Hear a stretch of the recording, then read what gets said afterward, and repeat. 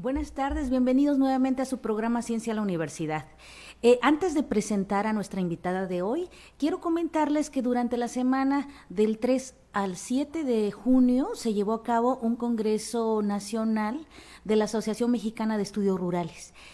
Al término del Congreso, habitualmente cada 2 años emitimos una declaratoria como conjunto de investigadores e investigadoras de todo el país, en donde somos estudiosos del campo mexicano. Entonces me gustaría compartirles la declaratoria porque en esencia son pues propuestas, pero también un posicionamiento político de lo que consideramos que se tiene que hacer en el campo mexicano, sobre todo en un marco en el que estamos atravesando de cambio histórico en nuestro país. Le voy a dar lectura, si me lo permiten. Del 4 al 7 de junio del 2019 se efectuó el 12º Congreso de la Asociación Mexicana de Estudios Rurales en la Facultad de Ciencias Políticas y Sociales de la UNAM, Ciudad Universitaria. Contó con la participación de más de 400 ponentes organizados en torno a 4 ejes temáticos: despojo y conflictos socioterritoriales, persistencia y cambio en las dinámicas sociales; 3, resistencias y organización social rural; 4, acción política y Estado, además de 4 foros integrados por académicos, actores sociales y representantes gubernamentales. La decidida participación de los actores en el Congreso nos permitió discutir y reflexionar de manera integral los problemas del campo. Dicho ejercicio incluso cuestionó nuestras prioridades de investigación. El Congreso tuvo el objetivo de analizar y reflexionar las problemáticas, resistencias y alternativas que se viven en el campo mexicano a partir de los hallazgos de investigación y propuestas de solución. Las principales problemáticas discutidas y analizadas fueron las formas de despojo y sus consecuencias, lo cual constituye las principales problemáticas con impactos y afectaciones culturales, sociales y socioambientales a lo largo del territorio nacional. Estos despojos están provocando la destrucción del tejido comunitario, el abandono masivo de los territorios por desplazamientos forzados, migraciones obligadas, cambios en las actividades productivas e impulso de la biotecnología que potencia el uso de transgénicos con efectos nocivos en el ambiente y la salud. En este contexto se sitúa la expansión e imposición de los megaproyectos que vulneran los procesos de vida de la población rural y abonan al cambio climático. Ante esta realidad generadora de violencia en todas sus formas, donde se involucra el crimen organizado, las sociedades rurales resisten mediante un despliegue de estrategias. Los indígenas, campesinos y pequeños productores se organizan a través de acciones colectivas e individuales para sobrevivir en un contexto de precariedad social, reconfigurando las formas de reproducción social. Estas experiencias revaloran la identidad, la territorialidad y las autonomías con estrategias formuladas y definidas por mujeres, hombres y jóvenes que se niegan a ser despojados de su tierra, su cultura y su forma de vivir en el medio rural. Así pues, la organización indígena, campesina y sobre todo comunitaria son formas que posibilitan la búsqueda de cambios alternativos como vías de resistencia. Las políticas económicas dirigidas al campo, como la renegociación del Telecán, no tomó en cuenta la participación de la sociedad rural, lo cual evidencia la desarticulación de las políticas gubernamentales con las necesidades de la realidad del campo, la soberanía alimentaria, educación, salud y medio ambiente. Esto constituye una amenaza procedente del sistema económico mundial que pretende determinar la política nacional. Frente a ello, las acciones políticas de todos deben partir de las perspectivas, problemáticas y luchas de las poblaciones indígenas y campesinas. Ante el descrito panorama problemático del campo mexicano, nos pronunciamos por 1. Que las comunidades indígenas y campesinas decidan sobre la implementación de proyectos que afectan su territorio. 2. Frenar el otorgamiento de concesiones mineras, petroleras, eólicas, turísticas y de plantaciones forestales, principales formas de despojo. 3. Reintegrar los territorios previamente despojados. 4. Evitar el control del campo por parte de las empresas agrícolas transnacionales. 5. Respetar los derechos laborales de los trabajadores. 6. Respetar las autoconsultas y el convenio 169 de la OIT, que establece que las consultas sean previas, libres e informadas. 7. Garantizar y promover la investigación que revalore y potencialice dialógicamente los sabores originarios y tradicionales con la agroecología.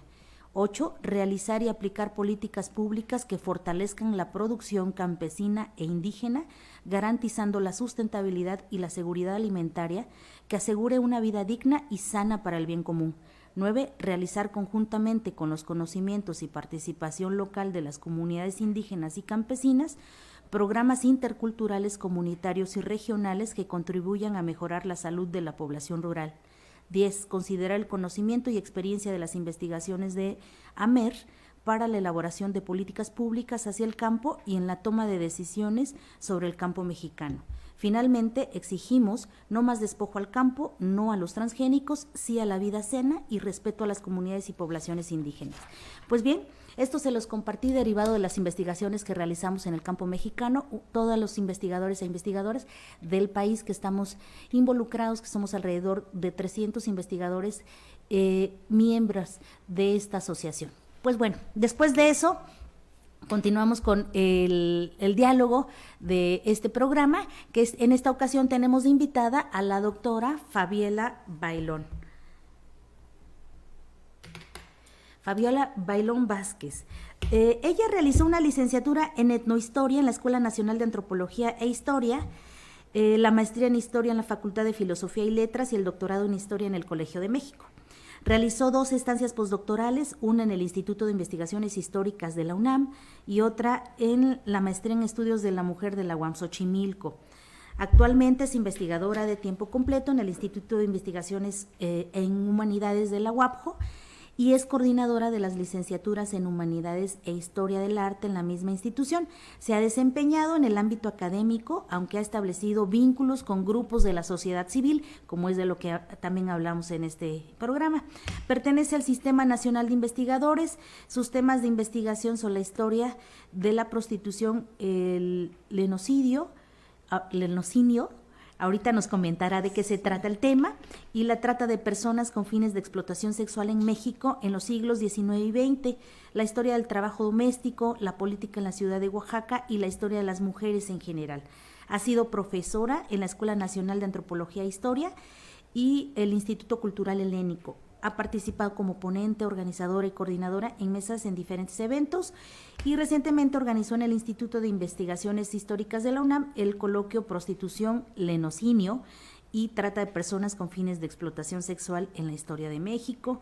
También organizó el seminario de discusión de la trata de blancas, de la trata de personas, a la trata de personas con fines de explotación de la prostitución ajena. Historia, teoría, metodología y políticas públicas.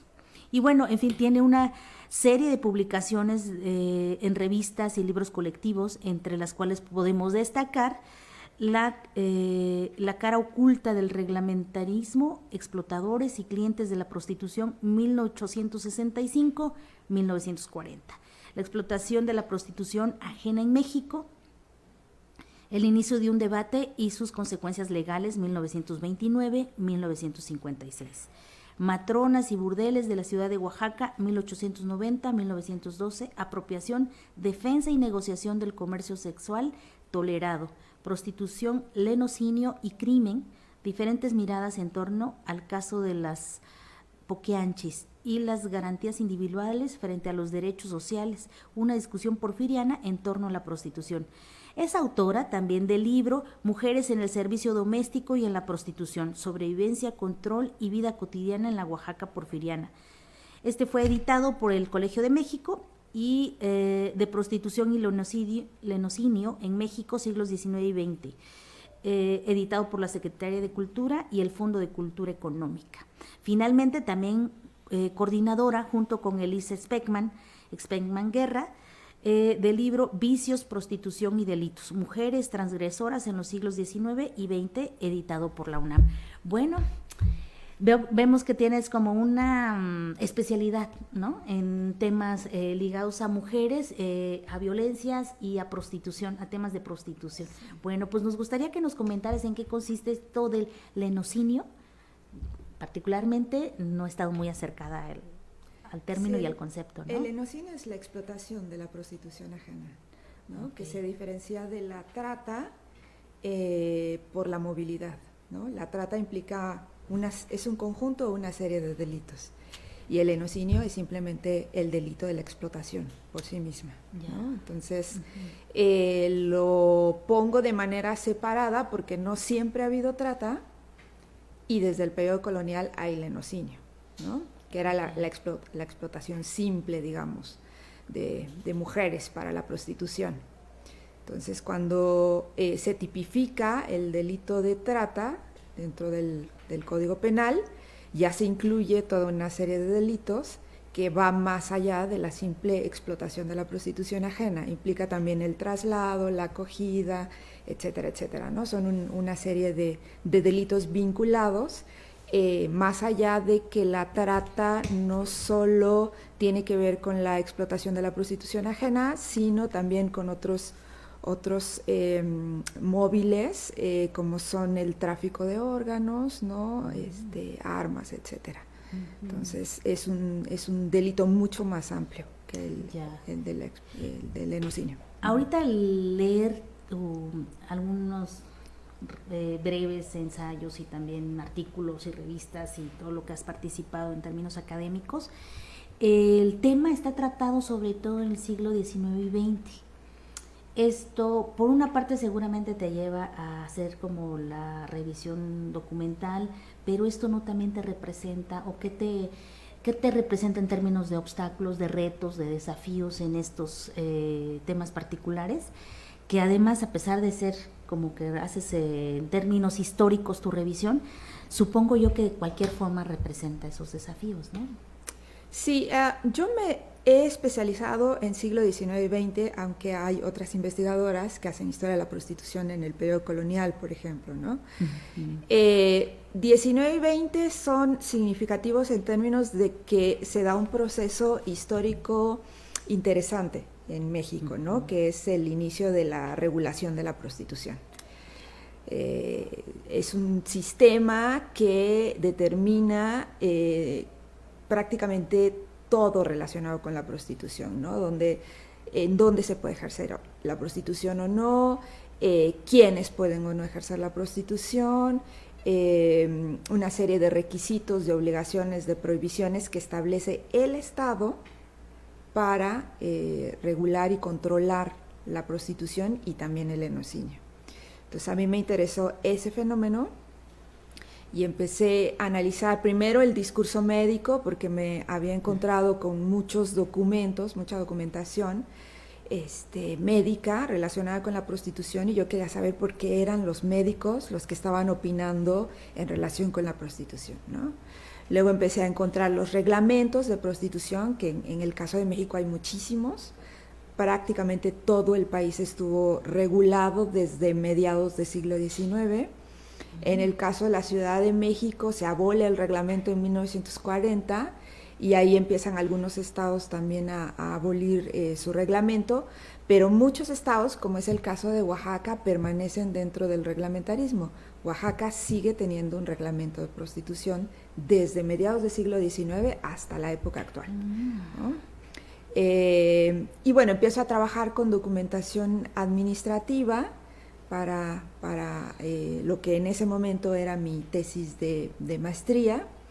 Y bueno, los principales retos de analizar un tema tan complejo como es el de la prostitución es justamente estos vínculos que de repente no son tan claros en los documentos entre la simple prostitución, el lenocinio y ya luego el traslado, la explotación de mujeres, ¿no? Creo que ese fue el principal reto cuando empecé a realizar la investigación. Hubo que revisar mucha documentación, me costó mucho trabajo entender la dinámica de la prostitución en esa época, ¿no? Los términos también que se utilizan, que pueden ser muy legales, y hubo que hacer investigación también ahí. Y afortunadamente hay mucha documentación al respecto, justamente porque fue controlada por el Estado, la prostitución, generó mucha documentación. Mucha. Desde mediados del siglo XIX hasta la época actual tenemos mucha documentación. Sí, bueno, vemos que también está enfocado un poco como ese recuento histórico, pero ¿cuál es tu opinión respecto a, bueno, si está regulada y está controlada por el Estado, ¿Cómo ves tú la respuesta de la sociedad? Porque pareciera ser que hay como un estigma, ¿no? Sí. ¿Qué has encontrado tú en tus hallazgos de investigación? Sí, bueno, la prostitución ha estado históricamente estigmatizada, ¿no? El Estado y los médicos lo ven como un mal necesario desde el siglo XIX y prácticamente hasta la época actual se sigue viendo como un mal necesario. Primero, lo que había motivado el reglamentarismo había sido esta idea de que para evitar males mayores, ¿no? Que es una idea que viene desde el periodo colonial, para evitar males mayores como las violaciones, entre otras prácticas, hay que reglamentarla o hay que controlarla, por lo menos, ¿no? Entonces el Estado retoma ese pensamiento, pero en un momento en el que preocupa demasiado una enfermedad que se relaciona con la prostitución, aunque no directamente esté relacionada con la prostitución, que es un poco lo que sucede también después, posteriormente, con el SIDA, que es la sífilis, ¿no? En el 19, bueno, desde mucho tiempo antes, siglos antes, la sífilis fue la gran enfermedad que mató a muchísimas personas y se empezó a asociar con la prostitución. Entonces, ese fue aparentemente la justificación que llevó al Estado a regular o a reglamentar la prostitución, ¿no? Entonces, la cuestión es que la regulación no reduce o no acaba con la estigmatización y sí produce control y segregación de este grupo de mujeres, ¿no? Al Estado en realidad nunca le interesó la protección de las mujeres, es lo que menos le interesó, ¿no? Lo que le interesaba en ese momento era la aparente protección de la sociedad, ¿no? Si se regulaba a las mujeres, entonces la sociedad estaba protegida porque podía tener idea de cómo se contagiaba la sífilis o podía controlar a las mujeres para justamente que no contagiaran a la población, ¿no? Que eso fue un mito total porque se pensó que las principales contagiadoras eran las mujeres dedicadas a la prostitución y no se consideró a los clientes, ¿no? No se consideró a la otra parte. Claro. De hecho, el reglamentarismo completo está centrado en las mujeres, no en los varones. A los varones no se les reglamenta, no se les regula, no se les controla, no se les obliga a ir a chequeos médicos, etcétera, hasta la época actual, ¿no? Entonces, bueno, ahí tenemos una actitud de tolerancia por parte del Estado, que yo en alguna de mis investigaciones, en alguno de mis libros, digo que justamente esa tolerancia y esa actitud del Estado frente a la prostitución y al lenocinio también es lo que en cierta medida produce el fenómeno que tenemos hoy de prostitución y de trata, ¿no? Con fines de explotación sexual. Han sido siglos, bueno, no siglos, un siglo y medio más o menos, dentro de esta política que obviamente tiene consecuencias a la larga, ¿no? Claro. Entonces, es un poco lo que ha venido planteando. Ah, ya. Entonces, es de alguna manera también un llamado, ¿no? Por lo que estás comentando, esto de mal necesario, entonces las mujeres prácticamente como culpables, pero que también son necesarias. En ese sentido, pareciera que entonces quienes, como bien lo planteas tú, los clientes, tendrían que estar también en esa constante de manejarse como con ese chequeo que dices, porque si utilizan un servicio, no sé si está correctamente utilizado de esa manera como el planteo, si usan un servicio como ese, tendrían que estar de alguna manera también ligados a esa reglamentación, ¿no?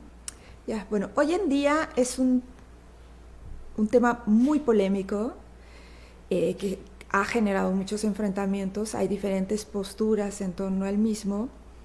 Hay un grupo de mujeres, bueno, no solamente de mujeres, pero hay un grupo importante que pugna por la abolición de la prostitución.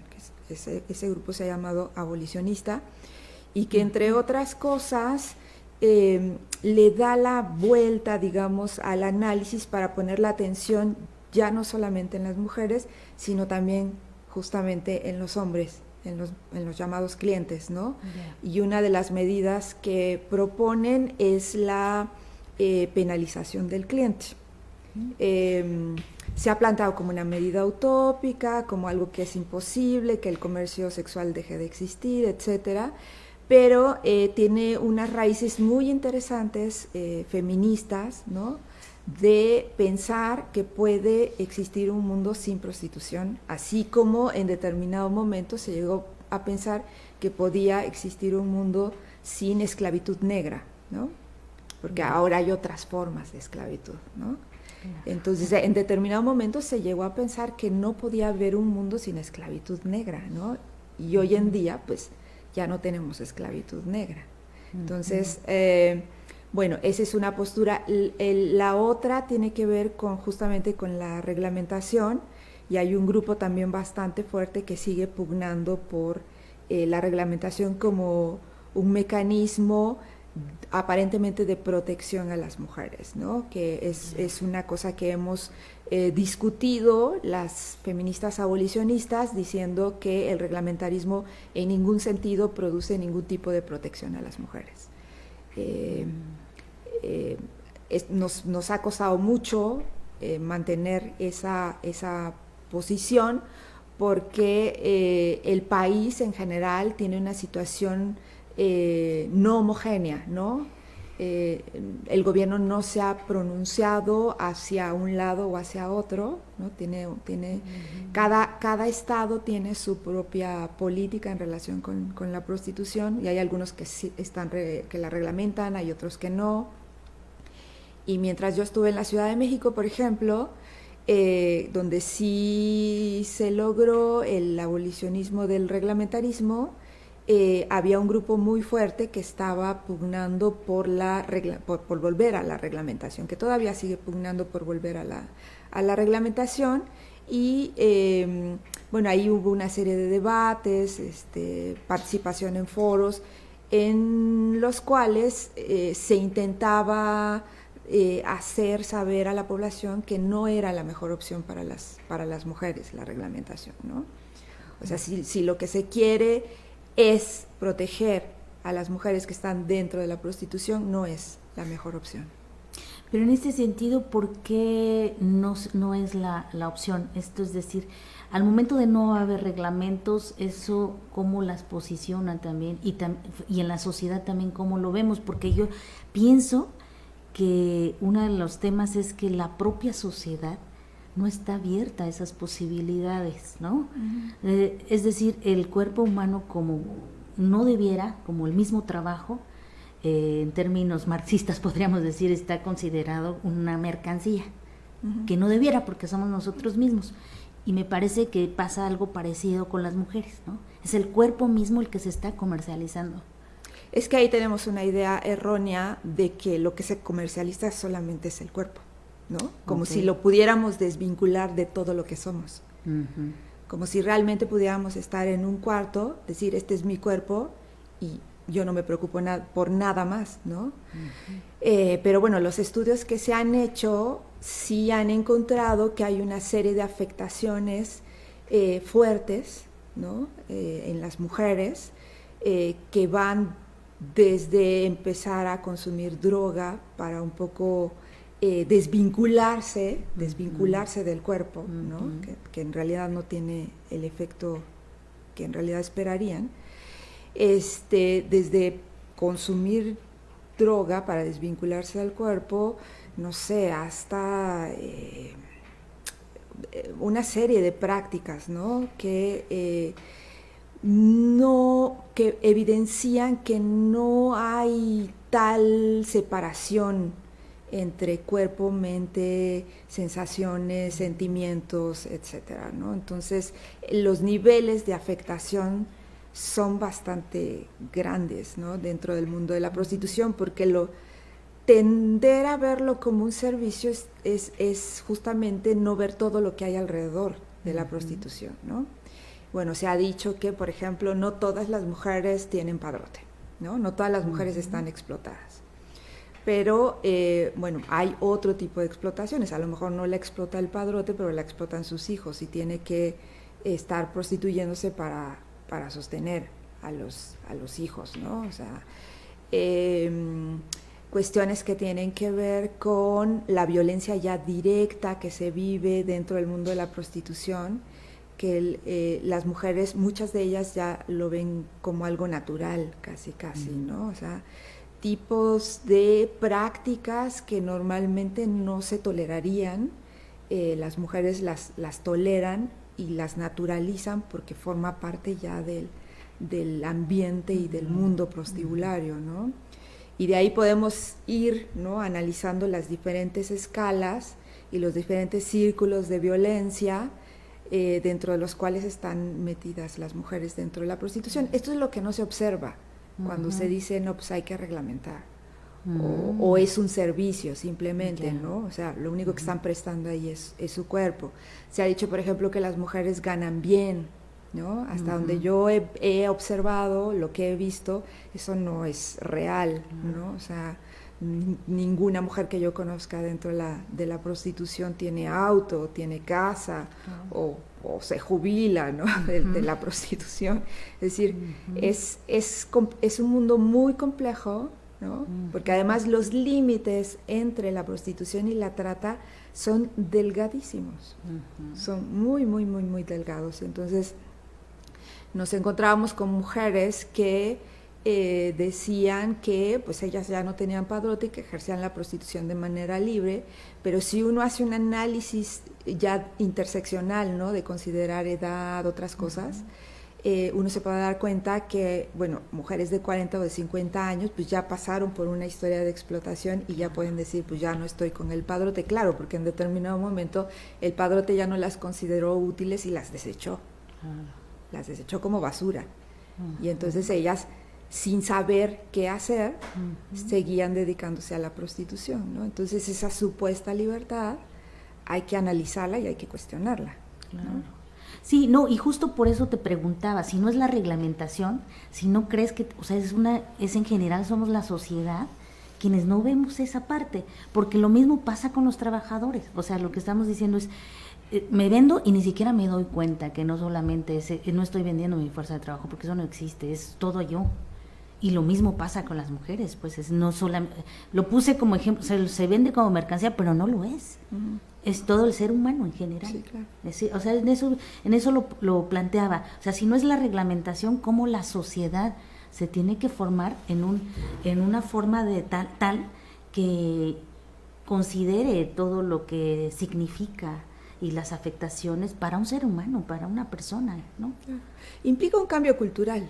Eso. O sea, es lo que ha venido haciendo el feminismo en relación con los golpes hacia las mujeres, con el maltrato, la subordinación, ¿no? En este caso, con la prostitución también implica un cambio cultural de empezar a construir relaciones que no impliquen la explotación o que no impliquen esas prácticas, ¿no?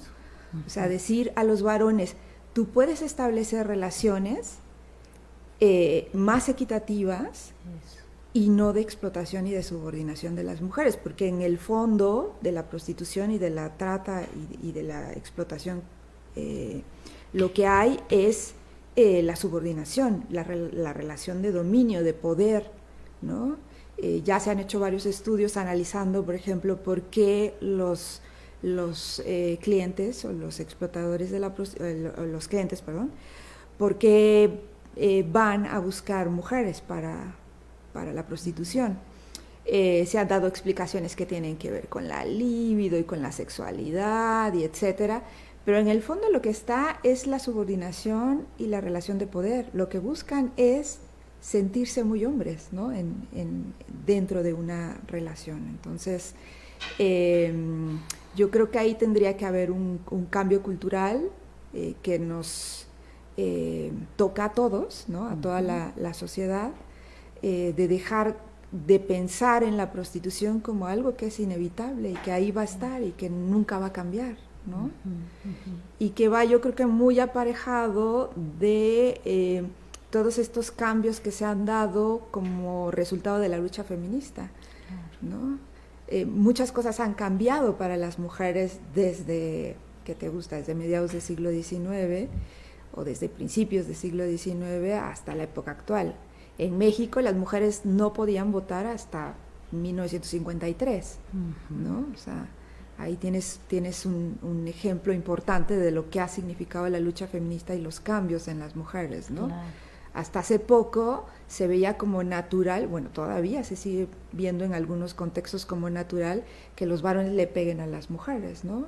Por no haber cocinado, o porque no hizo las tortillas, o porque salió un rato con la amiga, ¿no? A pasear.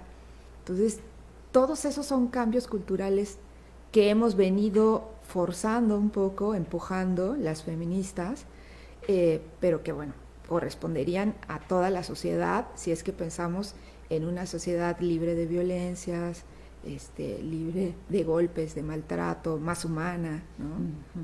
Pues bien, creo que con lo que nos has compartido alcanzamos a visualizar el tema tan importante que es histórico pero también actual y que tiene impacto en la sociedad, que son las investigaciones que tú haces. Y nada más para cerrar, me gustaría que pudieras comentar esto, cómo lo van tomando tus estudiantes, cómo tú lo percibes, que ponen este tema en el debate.